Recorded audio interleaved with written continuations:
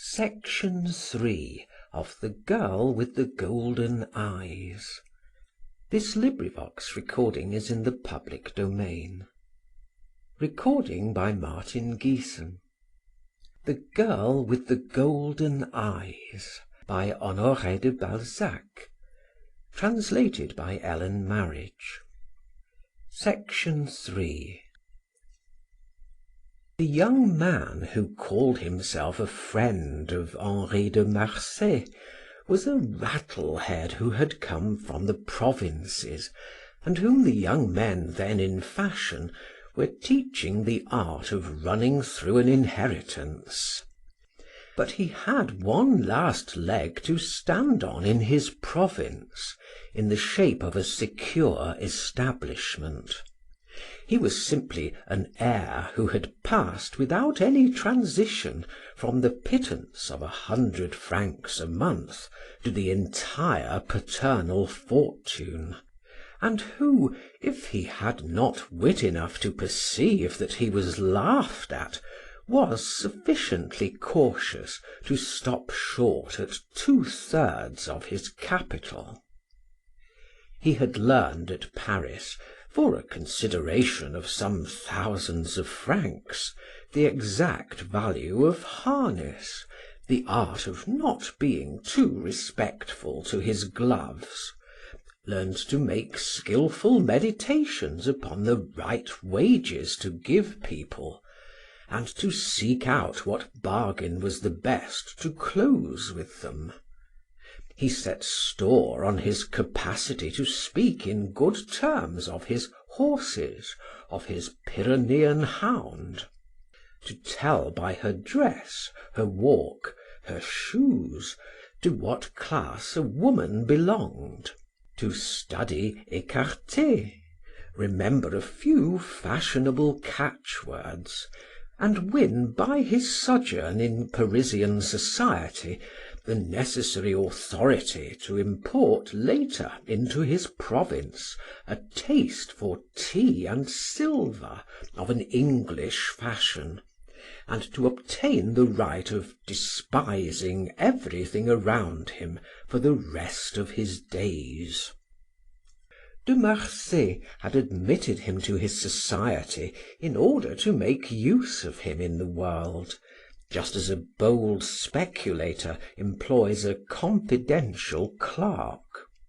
The friendship, real or feigned, of De Marsay was a social position for Paul de Manerville, who on his side thought himself astute in exploiting after his fashion his intimate friend. He lived in the reflecting lustre of his friend, walked constantly under his umbrella, wore his boots, gilded himself with his rays.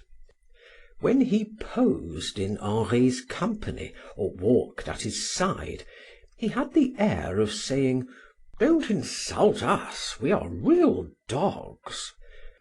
He often permitted himself to remark fatuously, "If I were to ask Henri for such and such a thing, he is a good enough friend of mine to do it." But he was careful never to ask anything of him. He feared him, and his fear, although imperceptible, reacted upon the others and was of use to De Marsay. "De Marsay is a man of 1,000," said Paul. "Ah, you will see, he will be what he likes. I should not be surprised to find him one of these days Minister of Foreign Affairs. Nothing can withstand him." He made of De Marsay what Corporal Trim made of his cap, a perpetual instance. "Ask De Marsay and you will see." Or again, "The other day we were hunting, De Marsay and I. He would not believe me, but I jumped a hedge without moving on my horse." Or again, "We were with some women, De Marsay and I, and upon my word of honor, I was," etc. Thus Paul de Manerville could not be classed among the great, illustrious, and powerful family of fools who succeed. He would one day be a deputy. For the time he was not even a young man. His friend De Marsay defined him thus: "You ask me what is Paul? Paul? Why, Paul de Manerville." "I am surprised, my dear fellow," he said to De Marsay, "to see you here on a Sunday." "I was going to ask you the same question." "Is it an intrigue?" "An intrigue? Bah! I can mention it to you without compromising my passion. Besides, a woman who comes to the Tuileries on Sundays is of no account, aristocratically speaking." "Hold your tongue then, or I shall tell you nothing. Your laugh is too loud, you will make people think that we have lunched too well.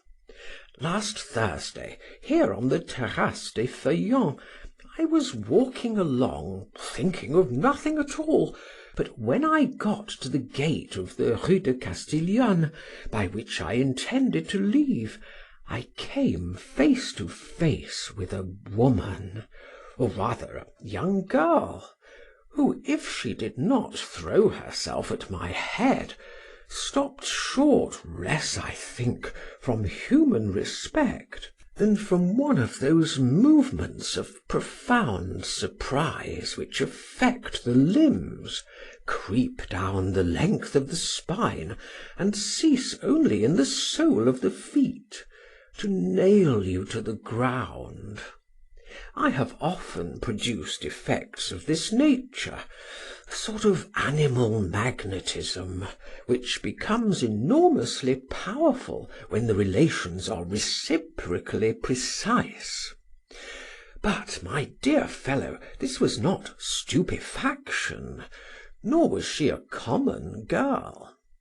Morally speaking, her face seemed to say, "What, is it you, my ideal? The creation of my thoughts, of my morning and evening dreams. What, are you there? Why this morning? Why not yesterday? Take me, I am thine," etc. Good, I said to myself, another one. Then I scrutinize her. Ah, my dear fellow, speaking physically, my incognita is the most adorable feminine person whom I ever met. She belongs to that feminine variety which the Romans call fulva flava, the woman of fire. And in chief, what struck me the most, what I am still taken with, are her two yellow eyes, like a tiger's, a golden yellow that gleams, living gold, gold which thinks, gold which loves, and is determined to take refuge in your pocket.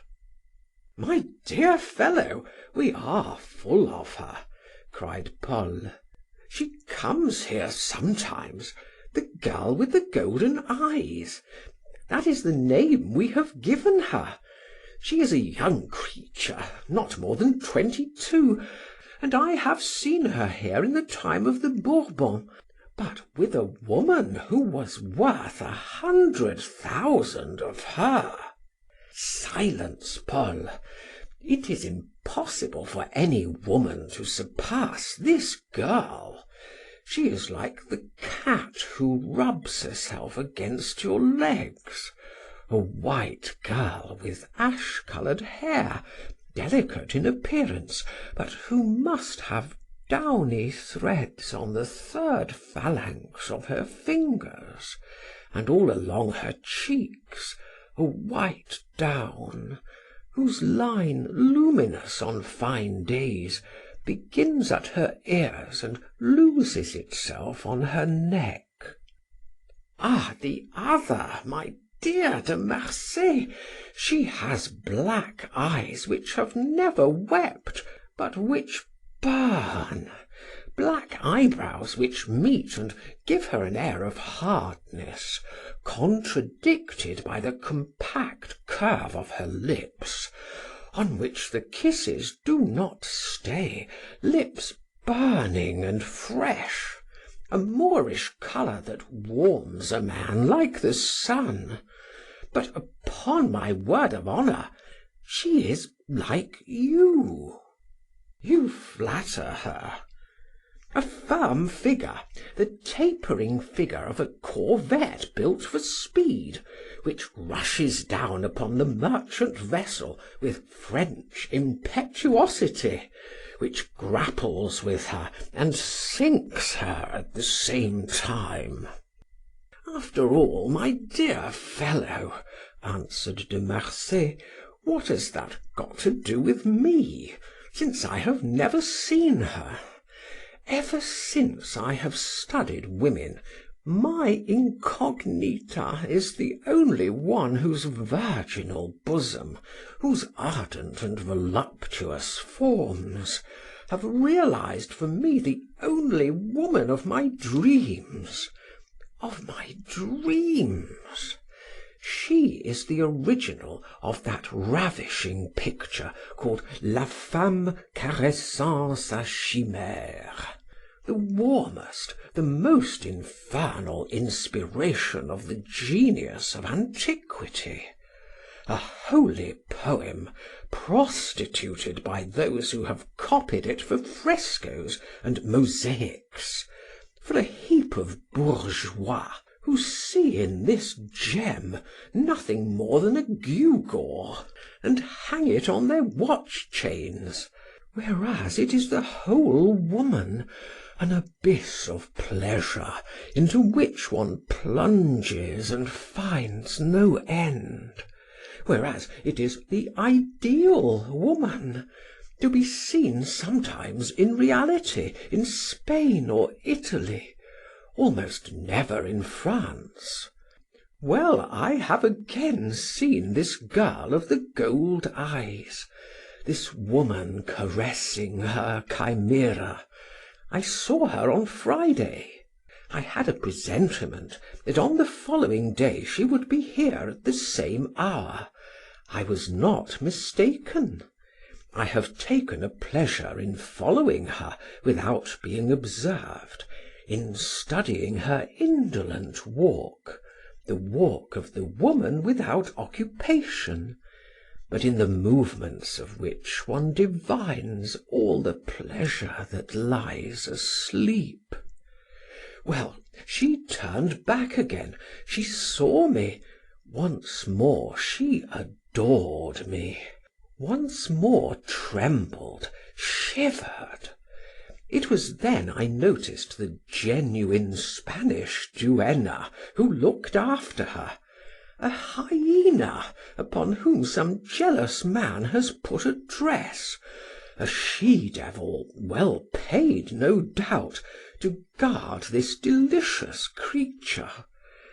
Ah, then the duenna made me deeper in love. I grew curious. On Saturday, nobody.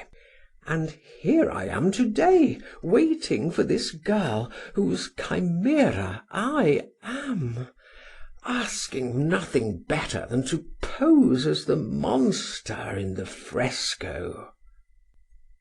There she is, said Paul. Everyone is turning round to look at her. The unknown blushed.